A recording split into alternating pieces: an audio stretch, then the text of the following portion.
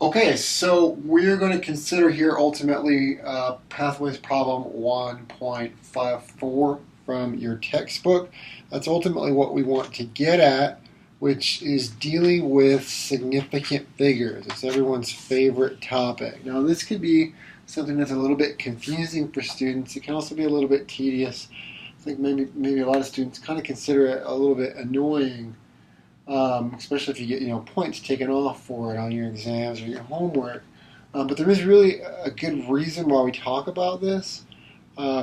Chemistry is a measurement science. A lot of sciences are really boil down to making measurements.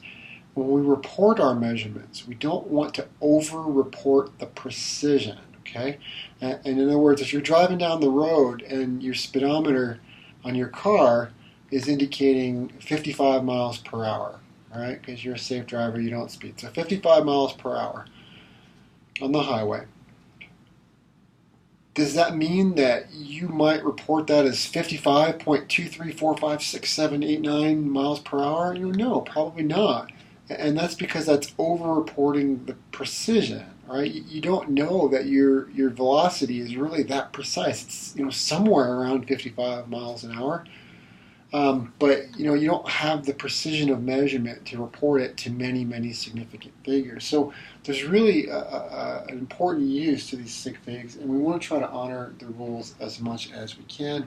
And that's why we're talking about problem 1.54 from your book. Now, the key concepts that this is really going to deal with, I thought about this a little bit here before presenting this, just to try to communicate things in a kind of an organized way.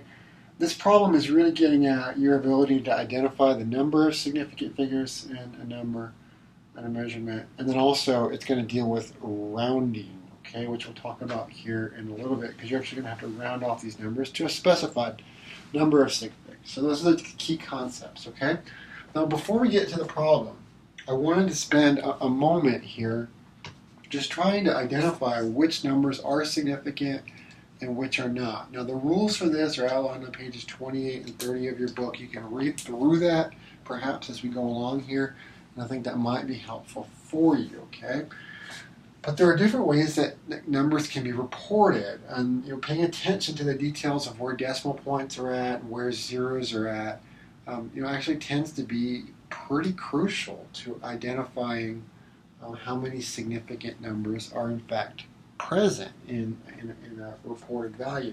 So if I look at this number right here, 0.0030, and if I was be asked to identify how many significant numbers are present, I would quickly identify the two here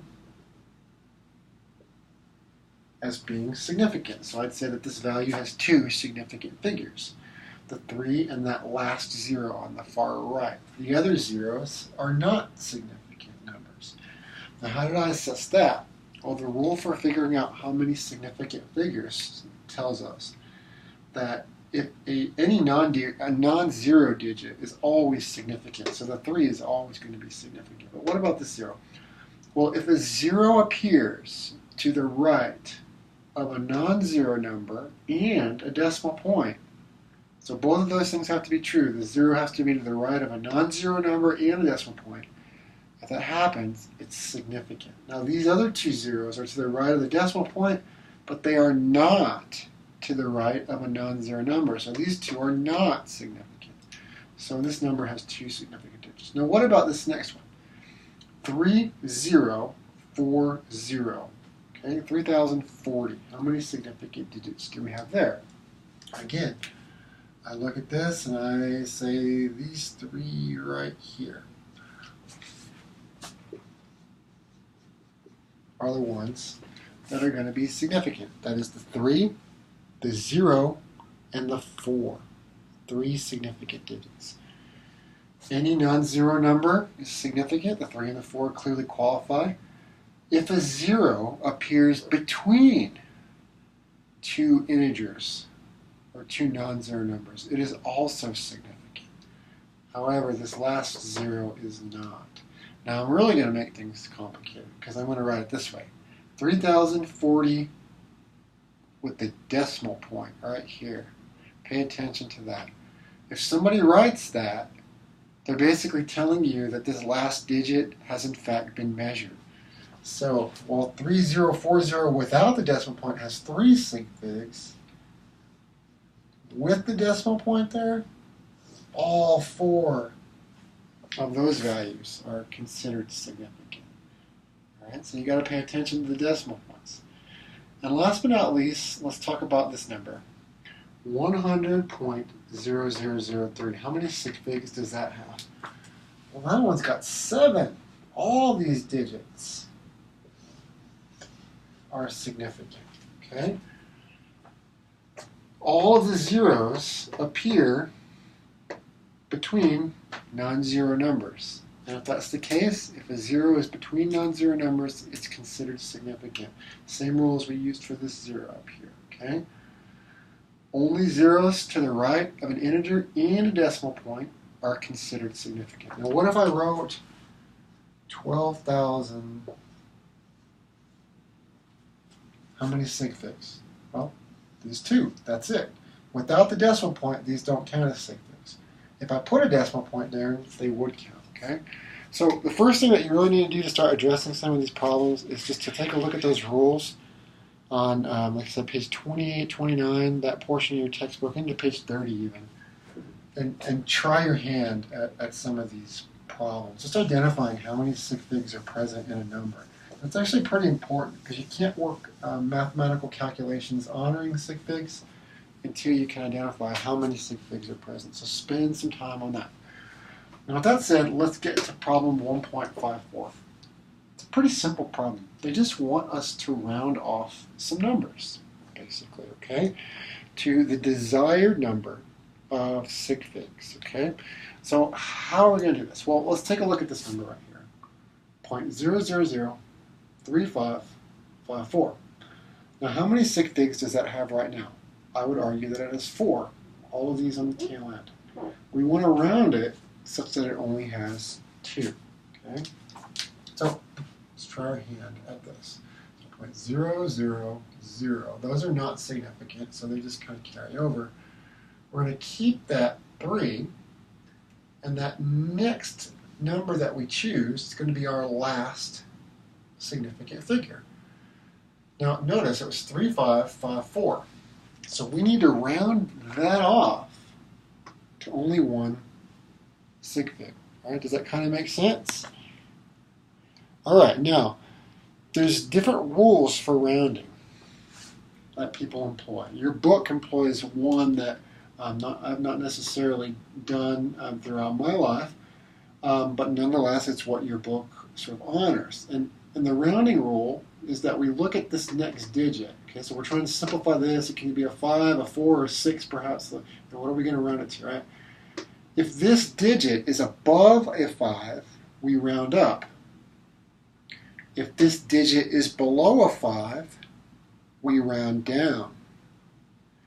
Now, if this digit is a 5, there's a special circumstance. This is outlined on page 31 of your textbook. Now, here it is a 5, so it's kind of the tricky case. But if this digit is a 5, the number before it, or the preceding number, is going to increase by 1 if the digit is odd, if this digit is odd, okay? If the digit is even, it remains the same. So the number before it, in this case, is indeed an odd number. So we're going to round up here and increase it to 0.0036. See that? That's a little bit tricky. But anyway, those rules are on page 31. If this number is above 5, you would round this up. If it's below 5, you would round this, or you keep it the same, not round down, but keep it the same, right? If this is a 5, if it's odd, you round up. If it's even, you keep it the same, okay? All right, so that's that. All right, so let's move on to this next one then. 35.8348. We want to round to 4 sig figs. So we again start these types of problems by keeping the most significant sig figs, of which there's 2. I'm going to keep the 8, that's my 3rd, and then this next number is going to be my 4th. That's going to be the last digit that I can report. It looks like beyond the 3, I've got this 4-8. That's below 5, so I'm going to keep this number the same. I like to refer that as rounding down, right? But that would be rounding off to 4 sig figs, all of them being significant. Last but not least, what we need to do is round this number to 3 sig figs. I keep my most significant ones, that's the 22 and the decimal point. And now I can only report one more value. So 22 point something, and that something is my third significant figure. So again, we got to resort to these rounding rules that are outlined on page 31. We look at the digit that's after this one, it's a 5. If that was above 5, we would round up. If it was below 5, we keep this the same. But the fact is that that's right on 5, so we have that special case again that our book wants to kind of stress, and that's why they gave us these numbers, right? To make sure that we see this exception when we're building our mental model. And that rule states if the digit that removed is 5, which in this case it is, the preceding number will increase by 1 if it's odd, and it remains the same if it's even. Now the preceding number is 4. That's an even number. So here, we should not round up to 22.5, but round to 22.4. Because that number, the preceding number, is even. All right, so that's the rule that the book describes. It explains how we can round off numbers to sig figs, a certain number of sig figs, based upon these rounding rules.